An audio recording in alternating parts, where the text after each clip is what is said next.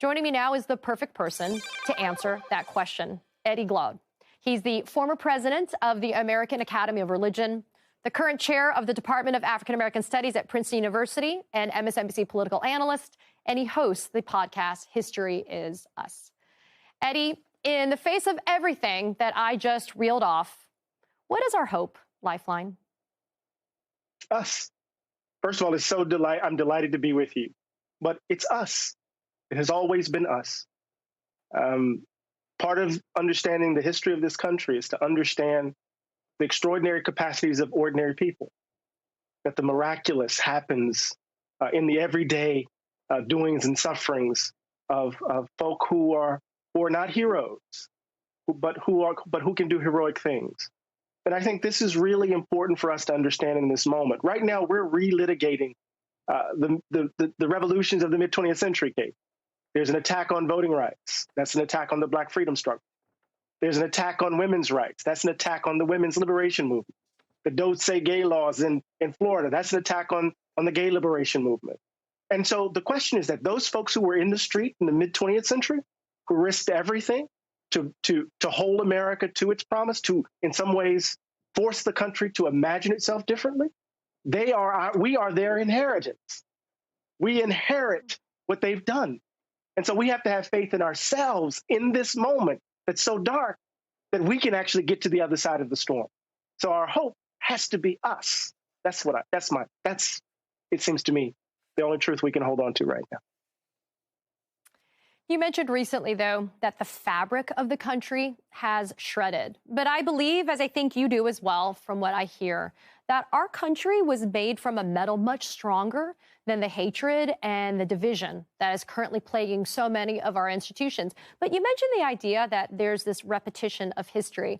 I'm not going to do the saying justice, Eddie, but there's this idea, though, that we are doomed if we're repeating these failures, right? That we're doomed and we're not going to be able to move forward with progress if we're still fighting the same fights that we did maybe even centuries ago.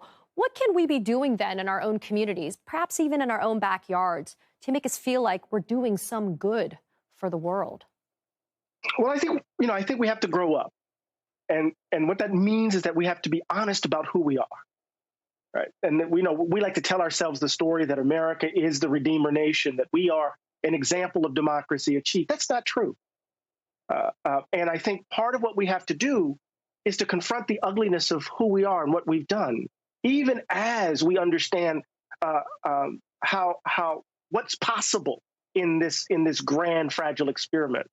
So, James Baldwin has this powerful phrase, and I'm paraphrasing him here. He says, "America changes all the time without ever changing at all."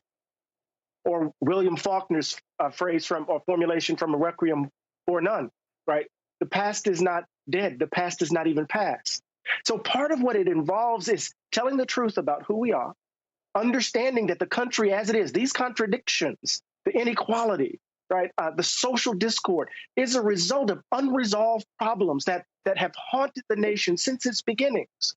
To confront that fact, and then imagine America as it should be, close to the ground, right? And so I think part of the work we have to do is tell ourselves the truth, that inequality in terms of the wealth gap, that the achievement gap, that the criminal justice system, that the education system, we can go down the line, that these are reflections of policy choices that we've made, deliberate policy choices. And that if we're going to imagine ourselves differently, we have to be as deliberate in trying to dismantle it all, Katie, as we were in creating it. And that seems to me what we need to be doing in our communities close to the ground. And there's a wonderful phrase, really quickly, that Brian Stevenson uses. He says, truth and reconciliation are sequential. First, you have to tell the truth in order for there to be reconciliation. And then reconciliation lays the groundwork for repair. That's what we need to do, it seems to me. Eddie, we have the gift of your voice, your thoughts, as you teach and as you appear on the network. But you also have this new podcast. I would be remiss in not mentioning it, History is Us. What was the mission behind doing that podcast? And why did you choose to include the particular voices that you did? Oh, thank you so much for asking that. I mean, I was struck by January 6th. And I was particularly struck not only because the Confederate flag was flying in the Capitol, the People's House, but Senator Ted Cruz on the floor of the Senate invoked the presidential election of 1876 as a framework for responding to the controversy around the election of 2020. The presidential election of 1876, as you know, Katie, was one of the most corrupt moments in U.S. political history. And it ushered in the compromise of 1877. And that compromise, of course, eventually gave us the Electoral Count Act and all of that. But it also signaled the end of radical Reconstruction. It is the kind of symbolic end of radical Reconstruction and the beginning of the racial dark ages of this country. A moment that's defined by extraordinary political violence, a moment in which the nation turns its back on the possibility of us being a genuinely multiracial democracy. So I wanted to tell a story. I wanted to go back from January 6th to radical Reconstruction, tell a story about how that moment failed, move to the mid-20th century, tell a moment about what we did and how that moment failed in order to give us a sense of where we are in our current moment. The storms always seem to come. And so I think a good sense of history will help us, I think, as we try to imagine our way through the current storm that we're experiencing now. So that's why I did the podcast over 6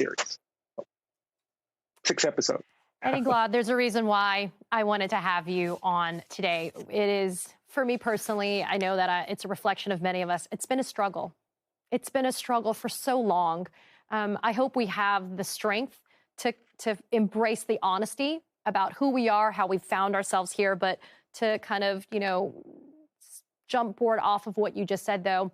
There are storms, but in between those storms, there is light and there is good and there is positivity, and we can weather those storms if we do it together. And I think if we are honest about who we are, we'll be able to get there. Eddie Glaude, thank you again for your time and for joining us today. I appreciate it. Thank you. Take care.